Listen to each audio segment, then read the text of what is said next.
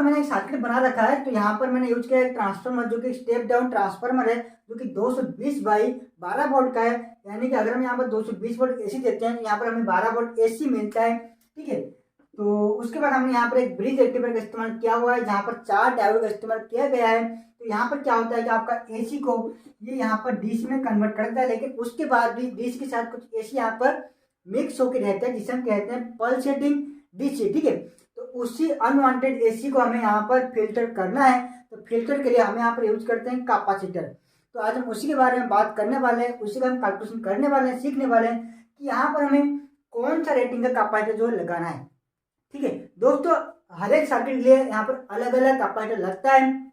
ठीक है, तो वो आपका डिपेंड करता है कि आपका जो कि आउटपुट करंट है, आउटपुट वोल्टेज है, आउटपुट पावर है, आउटपुट फ्रीक्वेंसी है, वो यहाँ पर कितना है। ठीक है, तो उन सब के हिसाब से यहाँ पर हमें कैपेसिटर को चुनना होता है। तो यहाँ पर तो मैंने एक सिंपल सर्किट बना रखा है, जहाँ पर आपको 12 वोल्ट या फिर 24 वोल्ट आप जो भी लो यहाँ पर आपका आउटपुट मिलता है। लेकिन कहीं कहीं जगह पर हम क्या करते हैं कि यहाँ पर हमें वोल्टेज रेगुलेटर इस्तेमाल करते हैं। ठीक है, तो यहाँ पर हमें जो कैपेसिटर है उसको भी हमें यहाँ पर चेंज करना होता है। अगर मैं यहाँ पर एक 1000 माइक्रोफैराड का कैपेसिटर लगा रहा हूँ और उसके बाद अगर मैं चाहता हूँ यहाँ पर एक 7812 अगर मैं एक वोल्टेज रेगुलेटर लगा रहा हूँ, तो वहाँ पर आपका ये वाला कैपेसिटर जो नहीं लगेगा, वो चेंज हो जाएगा, क्योंकि इसको लगाने के बाद इस सर्किट का जो कि करंट वोल्टेज है वो सब यहाँ पर चेंज हो रहा है। तो उसी के वजह से कैपेसिटर का वैल्यू यहाँ पर चेंज हो जाएगा। तो मैं जो ट्रांसफार्मर ले रहा हूँ ये आपका है 220 बाई 12 वोल्ट का है। तो यहाँ पर तो 220 बाई 12 लिखा हुआ है, लेकिन इसका आउटपुट जो है आपको कभी 12 नहीं मिलता है। ये लगभग आपको 15 to 16 वोल्ट यहाँ पर आपको मिल जाता है। यहाँ पर प्राइमरी साइड का वोल्टेज यहाँ पर इंक्रीज होता है, तो सेकेंडरी का वोल्टेज भी इंक्रीज होगा। अगर प्राइमरी का वोल्टेज डिक्रीज होता है तो सेकेंडरी का वोल्टेज भी यहाँ पर डिक्रीज होगा। तो ट्रांसफार्मर से हमें कितना वोल्टेज मिल रहा है, जो कि आपका ट्रांसफार्मर का वोल्टेज कितना है वो हमें मिल रहा है यहाँ पर लगभग 15 वोल्ट। हम पकड़ लेते हैं 15 वोल्ट हमें यहाँ पर मिल रहा है। ठीक है, लेकिन दोस्तों यहाँ पर जो 15 वोल्ट मिल रहा है वो हमें मिलता है आरएमएस वैल्यू। ठीक है, वो हमें क्या मिलता है, आरएमएस वैल्यू। लेकिन यहाँ पर एक पीक वैल्यू भी आता है। तो अगर हम इसका पीक वैल्यू कैलकुलेट करें तो पीक वैल्यू क्या होता है पहले बात कर लेते हैं। तो देखिए ये आपका एसी सिग्नल का वेव है। ठीक है, तो हमें यहाँ पर जो वोल्टेज मिलता है वो आपका आरएमएस वैल्यू मिलता है, यानी कि तकरीबन हमें यहाँ तक इसका वोल्टेज मिलता है।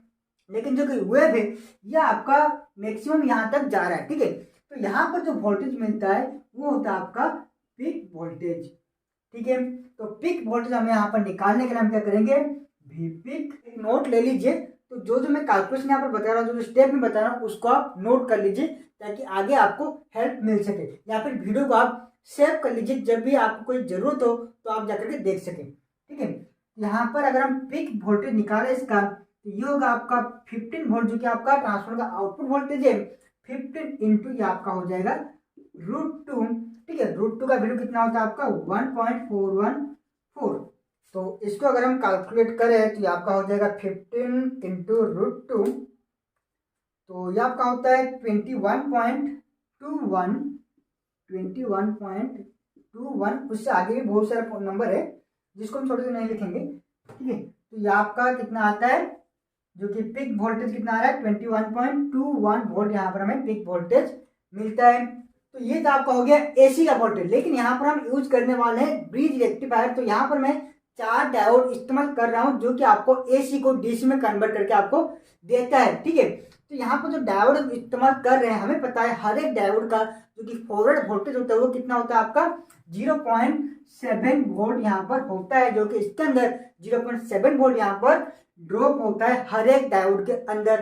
ठीक है, तो यहाँ पर हम जो 4 डायोड इस्तेमाल कर रहे हैं, अगर ये आपका पॉजिटिव होता है या आपका नेगेटिव होता है, तो उस केस में आपका डायोड 1 एंड डायोड 4 काम करेगा। और जब ये चेंज हो जाएगा, जब नेगेटिव हाफ साइकिल आएगा, जब ये नेगेटिव ये जो पॉजिटिव हो जाएगा, तब आपका डायोड 2 एंड डायोड 3 आपका काम करेगा। ठीक है, यानी कि एट ए टाइम यहाँ पर सिर्फ आपका 2 ही डायोड यहाँ पर काम करता है। इसलिए यहाँ पर क्या होगा, जो भी वोल्टेज यहाँ पर ड्रॉप होगा वो सिर्फ आपका 2 डायोड से वोल्टेज यहाँ पर ड्रॉप होगा। ठीक है, तो यहाँ पर हमें मिल रहा है एसी का वोल्टेज 21.21। तो जब हम इसको डीसी में कन्वर्ट करेंगे तो ये आपका भी डीसी आपको कितना मिलेगा वहाँ पर, तो 21.21। ठीक है, माइनस हमें यहाँ पर वोल्टेज ड्रॉप हो रहा है कितना, हर एक डायोड का 0.7 वोल्ट, यानी कि 2 डायोड का 1.4 वोल्ट यहाँ पर हम यहाँ पर हम लिख सकते हैं 2 इंटू 0.7 में मिलता है 19.81 वोल्ट। ठीक है, तो हमें डीसी वोल्टेज यहाँ पर कितना मिल रहा है 19.81 वोल्ट। यहाँ पर तो ये जो वोल्टेज आपको मिल रहा है कहाँ पर मिल रहा है, इस कैपेसिटर के एक्रॉस पर हमें कितना वोल्टेज अभी मिल रहा है 19.81 वोल्ट आपका इस कैपेसिटर के एक्रॉस पर आपको मिलेगा। लेकिन दोस्तों ये जो कैपेसिटर है ये आपका कुछ देर तक चार्ज होगा, फिर ये डिस्चार्ज होगा। ठीक है, तो अभी हम यहाँ पर डिसाइड करना होगा कि ये कितना वोल्टेज तक चार्ज होगा। हमें वो तो मिल चुका है कि आपका मैक्सिमम 19.81 वोल्ट ये आपका चार्ज होगा। ठीक है, तो जो चार्ज होगा ये कुछ इस तरीके से यहाँ पर चार्ज एंड डिस्चार्ज होगा। ठीक है, तो ये जो पॉइंट है ये आपका चार्जिंग पॉइंट है और ये जो नीचे वाला पॉइंट है ये आपका डिस्चार्जिंग वाला पॉइंट है। ठीक है, तो ये चार्जिंग कितना वोल्टेज तक होगा, तकरीबन 19.81 वोल्ट तक ये आपका चार्ज होगा। 19.81 वोल्ट तक ये आपका चार्ज होगा। इसके बाद डिस्चार्ज कितना वोल्टेज रेंज तक यह होगा, तो उसके लिए हमें डिसाइड करना होगा कि यहाँ पर हमें डिस्चार्ज वोल्टेज में कितना चाहिए। ठीक है, तो हम यहाँ पर यूज करने वाले हैं 12 वोल्ट, हमें यहाँ पर 12 वोल्ट चाहिए। तो यहाँ पर आप डिस्चार्ज वोल्टेज 12 वोल्ट ले सकते हो या फिर डिस्चार्ज वोल्ट आप 9 वोल्ट 10 वोल्ट आप कुछ भी ले सकते हो, अपने हिसाब से आप ले सकते हो। तो यहाँ पर मुझे लगभग 12 वोल्ट ही चाहिए। मैं चाहता हूँ मुझे यहाँ पर आउटपुट 12 से कम ना मिले। ठीक है, तो उसके लिए मैं यहाँ पर डिस्चार्ज जो कि इसका वोल्टेज है मैं यूज कर रहा हूँ, ये आपका 12 वोल्ट होगा। ठीक है, आप अपने हिसाब से 10-11 वोल्ट यहाँ पर ले सकते हो। ठीक है, लेकिन अगर मैं यहाँ पर 12 वोल्ट चूज कर रहा हूँ तो अगर यहाँ पर प्राइमरी साइड का वोल्टेज अगर यहाँ पर डिक्रीज होता है तो उसके हिसाब से ये वोल्टेज भी यहाँ पर डिक्रीज हो जाएगा। ठीक है, तो इसलिए मैं यहाँ पर 12 वोल्ट ले रहा हूँ। अगर यहाँ पर डिक्रीज होता है तो तकरीबन 11 एंड 10 वोल्ट के आसपास आपको आ जाएगा। चार्ज कितना वोल्ट तक होगा 19.81 और डिस्चार्ज कब तक होगा 12 वोल्ट। ठीक है, तो अभी इसके अंदर जो कि वोल्टेज डिफरेंस आ रहा है वो कितना आ रहा है देखिए, तो जो कि आपका कैपेसिटर का वोल्टेज होगा। ठीक है, तो यहाँ पर जो वोल्टेज निकलेगा वो आपका कैपेसिटर का वोल्टेज होगा जिसको हम लिखेंगे VC। ठीक है, तो कितना होगा आपका 19.81 माइनस 12 वोल्ट, यह मिलता है 7.81 वोल्ट। ठीक है, तो कैपेसिटर के अंदर वोल्टेज कितना हमें मिल रहा है 7.81, जो कि इसके अंदर यहाँ पर वोल्टेज डिफरेंस आने वाला है। ठीक है, तो C यहाँ पर हमें चाहिए, यहाँ पर हमें कैपेसिटर चाहिए। तो उसके लिए हमें यहाँ पर एक फॉर्मूला मिलता है। फॉर्मूला क्या होता है आपका डेल आई, क्योंकि यहाँ पर हम AC का इस्तेमाल कर रहे हैं। यहाँ पर अगर आप डेल इस्तेमाल नहीं करोगे तो भी चलेगा। I divided by 2 into F यानी कि यहाँ पर हम फ्रीक्वेंसी इस्तेमाल कर रहे हैं। ओके, और उसके बाद आपका आता है VC, यानी कि जो कैपेसिटर का जो कि वोल्टेज डिफरेंस यहाँ पर आ रहा है वो कितना आ रहा है, चार्जिंग एंड डिस्चार्जिंग का जो कि वोल्टेज डिफरेंस है वो यहाँ पर कितना होगा। ठीक है, तो यहाँ पर जो आई लिखा हुआ है जो करंट है ये आपको अपने हिसाब से डिसाइड करना होगा कि हमें यहाँ पर आउटपुट पर हमें कितना करंट चाहिए। हम यहाँ पर जो लोड इस्तेमाल करने वाले हैं वहां पर हमें कितना करंट की जरूरत है। ठीक है, तो तकरीबन मैं यहाँ पर ले लेता हूँ जो कि करंट है, तो आई मुझे चाहिए यहाँ पर 2 एम्पियर। तो उसी के हिसाब से हमें ट्रांसफार्मर में लेना है जो कि हमें 2 एम्पियर तक करंट जो है प्रोवाइड कर सके। ओके, तो अभी हम वैल्यू यहाँ पर पुट कर देते हैं। तो करंट क्या है आपका 2 डिवाइडेड बाय ये हो गया आपका 2। तो फ्रीक्वेंसी हमारे पास कितना होता है 50 हर्ट्ज या फिर 60 हर्ट्ज, जहाँ पर जितना होगा आपको उतना ही पुट करना होगा। ठीक है, या फिर अगर आप और कोई सर्किट डिजाइन कर रहे हो जहाँ पर आपका किलो हर्ट्ज में फ्रीक्वेंसी है तो यहाँ पर आप किलो हर्ट्ज पुट कीजिए। तो यहाँ पर हमारा फ्रीक्वेंसी कितना होता है 50 हर्ट्ज, तो यहाँ पर हम पुट करते हैं 50। चार्जिंग एंड डिस्चार्जिंग का वोल्टेज हमें कितना मिला 7.81 वोल्ट, तो यहाँ पर हम पुट करते हैं 7.81 वोल्ट। ठीक है, तो दोस्तों यहाँ पर हमें जो कैपेसिटेंस है वो हमें माइक्रो फैराड में निकालना होगा। तो इसीलिए हम क्या करते हैं यहाँ पर इनटू 10⁻⁶ यहाँ पर मल्टीप्लाई कर देते हैं, जो कि हम इसको कैलकुलेशन करने के बाद भी कर सकते थे, लेकिन हम एक ही साथ इन सबको कैलकुलेट यहाँ पर कर लेंगे। ठीक है, 560.81, तो यह हमें मिला 2560.81 माइक्रो फैराड का हमें यहाँ पर कैपेसिटर लेना है। लेकिन दोस्तों मैंने आपको बताया था जो कि ट्रांसफार्मर है यहाँ पर वोल्टेज जो होता है ये आपका इंक्रीज भी हो सकता है और डिक्रीज भी हो सकता है, क्योंकि हमारा जो एरिया होता है वहाँ पर वोल्टेज कभी कांस्टेंट नहीं होता है। तो उसके हिसाब से जो कि आपका 10-20% या फिर 30-40% आपका वोल्टेज जो है चेंज हो सकता है। तो उसके हिसाब से हमें जो कैपेसिटेंस जो कि वैल्यू है इसको हमें 20-30% हमें यहाँ पर जो कि बढ़ा देना चाहिए, ताकि अगर यहाँ पर वोल्टेज कम ज़्यादा हो तो ये मैनेज कर सके। ठीक है, तो अगर हम इसका 30% यहाँ पर इसको ऐड करें तो 2560.81 का अगर हम 30% यहाँ पर कैलकुलेट करें तो ये आपका होता है 768.24। ठीक है, तो आखिरकार हमें यहाँ पर कितना कैपेसिटेंस मिलता है 3329 माइक्रोफैराड का हमें यहाँ पर कैपेसिटर लेना है।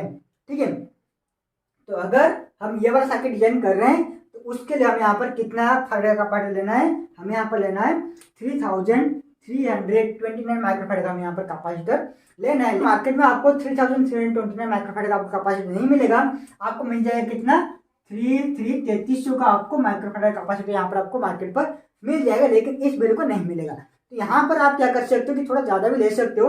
ठीक है, तो यहाँ पर आपको दो कैपेसिटर आप ले सकते हो, जो कि एक को आपको लेना होगा 3300 का, और एक को आप यहाँ पर 100 माइक्रोफैराड का अगर ले लोगे तो भी यहाँ पर चल जाएगा। ठीक है, कोई प्रॉब्लम नहीं होगा। ओके, तो इसको आपको पावर डिवाइडर में यहाँ पर कनेक्शन कर देना है। ठीक है, तो आशा करता हूँ आपको समझ में आ गया होगा। तो ये तो बात हो गया अगर हमारा सिंपल सा सर्किट होगा, और अगर हम यहाँ पर कोई वोल्टेज रेगुलेटर इस्तेमाल कर रहे हैं तो यहाँ पर हमारा एक 12 वोल्ट का सर्किट है, मैं चाहता हूँ मुझे आउटपुट 5 वोल्ट मिले, तो उसके लिए हमें यहाँ पर कौन सा वाला कैपेसिटर लगाना होगा। ठीक है, तो उसके बारे में हम थोड़ा यहाँ पर बात कर लेते हैं। चाहिए 5 वोल्ट, तो उसके लिए हम यहाँ पर एक वोल्टेज रेगुलेटर लगाएंगे। ठीक है, तो जो वोल्टेज रेगुलेटर होगा वो आपका कितना वैल्यू का होगा 7805 का, कितना होगा आपका 7805 का।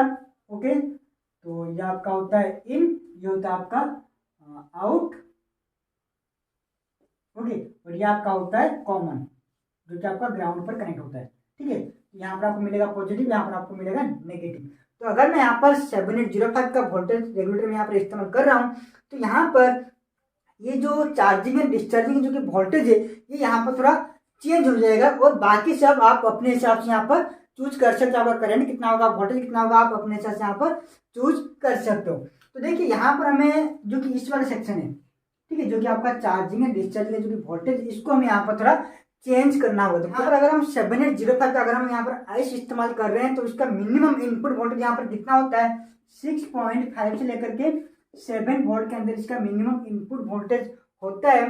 ठीक है, तो उसके लिए अगर आप यहाँ पर चार्जिंग एंड डिस्चार्जिंग वोल्टेज अगर आप यहाँ पर सिलेक्शन करना चाहते हो, ठीक है, तो यहाँ पर हमें कितना सिलेक्शन करना होगा। तो चार्जिंग वोल्टेज आपको कितना मिल रहा है यहाँ पर 19.81 वोल्ट, जो कि आपका इसके अक्रॉस पर मिल रहा है। तो चार्जिंग वोल्टेज आपका होता है 9.81। तो डिस्चार्जिंग वोल्टेज हमें यहाँ पर कितना लेना होगा 6.5 से लेकर के 7 वोल्ट के अंदर। तो यहाँ पर मैं तकरीबन 7 वोल्ट यहाँ पर ले लेता हूँ। ठीक है, यानी कि हमारा जो कैपेसिटर है ये आपका मैक्सिमम 19.81 वोल्ट से चार्ज होगा, और डिस्चार्ज कितना वोल्ट तक होगा, मिनिमम 7 वोल्ट से डिस्चार्ज होगा। ठीक है, तो इसके अंदर अभी डिफरेंस कितना आएगा, तो उसके हिसाब से आप यहाँ पर जो कि चार्जिंग एंड डिस्चार्जिंग वोल्टेज जो कि जिसको हम लिखते हैं VC, तो इसका आप यहाँ पर कैलकुलेट कर सकते हो, और यहाँ पर आप वैल्यू पुट कर सकते हो, और आपका कैपेसिटर का वैल्यू यहाँ पर निकल जाएगा। ठीक है, तो आप इस तरह से कैपेसिटर यहाँ पर सिलेक्शन कर सकते हो। तो यहाँ पर आप और दो बात का ध्यान जरूर रखिएगा कि जो कैपेसिटर आप सिलेक्शन कर रहे हो, आपका जितना वोल्टेज यहाँ पर इसके अक्रॉस पर जितना वोल्टेज होगा उससे तकरीबन ज़्यादा वोल्टेज का आपको लगभग आपको 50% ज़्यादा वोल्टेज यहाँ पर आपको इस्तेमाल करना होगा, या फिर उससे डबल का वोल्टेज यहाँ पर आप इस्तेमाल कर सकते हो। यहाँ पर मिल रहा है 19.81 वोल्ट, तो यहाँ पर आप 25 वोल्ट को यहाँ पर आप ले लीजिए। ठीक है, यानी कि जितना आपको वोल्टेज यहाँ के अक्रॉस पर मिल रहा है तो उससे 40 से 50% एक्स्ट्रा वोल्टेज यहाँ पर आपको लेना चाहिए। ठीक है, और तो और एक बात क्या है कि जब आप कैपेसिटर इसके अक्रॉस पर कनेक्ट कर रहे हो तो हमेशा ध्यान रखिएगा कि पोलरिटी यहाँ पर सेम होना चाहिए, यानी कि इसके पॉजिटिव को आपको पॉजिटिव पर कनेक्शन करना है और नेगेटिव को नेगेटिव पर कनेक्शन करना होगा। ठीक है, अगर आप उल्टा कनेक्शन कर दोगे तो कैपेसिटर जो है ब्लास्ट भी हो सकता है। तो इन सब बात का थोड़ा ध्यान देखिएगा, और आप इस फॉर्मूला का इस्तेमाल करके आसानी से कैपेसिटेंस की वैल्यू जो है कैलकुलेट कर सकते हो। आशा करता है आपको समझ में आ गया होगा। फिर भी अगर कोई डाउट रहेगा तो आप मुझे कमेंट करके पूछ सकते हैं, या फिर इंस्टाग्राम पर आप मुझे मैसेज भी कर सकते हो। और अगर आपके मन में कोई भी डाउट हो, कोई भी क्वेश्चन, तो आप मुझे कॉमेंट कीजिए, मैं उसको वीडियो जरूर बनाऊंगा। तो आज के बस इतना ही, अब फिर मिलता हूं नए वीडियो में कुछ नए ज्ञान के साथ।